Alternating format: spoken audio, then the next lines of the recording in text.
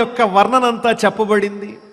సూర్యకిరణముల ద్వారా వర్షం ఏ విధంగా ఉత్పత్తి అవుతోంది, ఇటువంటి విశేషాలన్నీ రెండవ భాగంలో చెబుతూ జడభరతుడనేటువంటి వేదాంతం తెలిసిన జ్ఞాని యొక్క చరిత్ర ఇందులో వర్ణింపబడింది.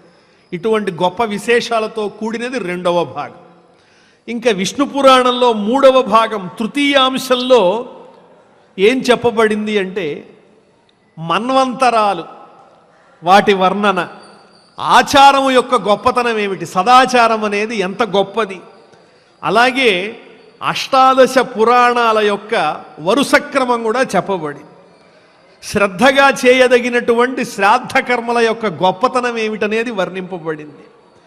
అలాగే పాపం చేసినటువంటి వారు పొందేటువంటి పాపాల నుంచి తప్పించుకునేటువంటి భక్తి మార్గం ఏమిటి, యమయాతన నివృత్తి ఉపాయం, యమయాతనల నుంచి వచ్చేటువంటి కష్టాన్ని పోగొట్టుకోవడానికి ఎలా భక్తి మార్గంలోకి వెళ్ళాలో అదంతా వర్ణింపబడింది. అలాగే ఒక్కొక్క మహాయుగంలో ఒక్కొక్క వ్యాసుడు ఉంటాడు. వ్యాసుడు ప్రతి మహాయుగంలోనూ ఉంటాడు. కృతయుగం, త్రేతాయుగం, ద్వాపరయుగం, కలియుగం, ఈ 4 యుగాల్లో కూడా వ్యాస మహర్షి అవతరిస్తారు. ఈ నాలుగిటిని కలిపి ఒక మహాయుగం అంటారు. ఆ మహాయుగంలో ప్రతి ద్వాపరయుగంలోనూ వ్యాస మహర్షి అవతరిస్తారు. అలా ఒక్కొక్క ద్వాపరయుగంలో అవతరించేటువంటి వ్యాస మహర్షి యొక్క పేర్లు వేరువేరుగా ఉంటాయి.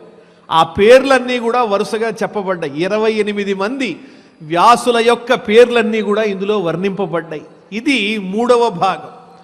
ఇక చతుర్థాంశం అంటే 4వ భాగంలో అనేక రాజుల యొక్క వంశాలన్నీ వర్ణింపబడ్డాయి. చంద్రవంశం, సూర్యవంశం, విదేహ వంశం, నిమి చక్రవర్తి వంశం, యదువంశం, అలాగే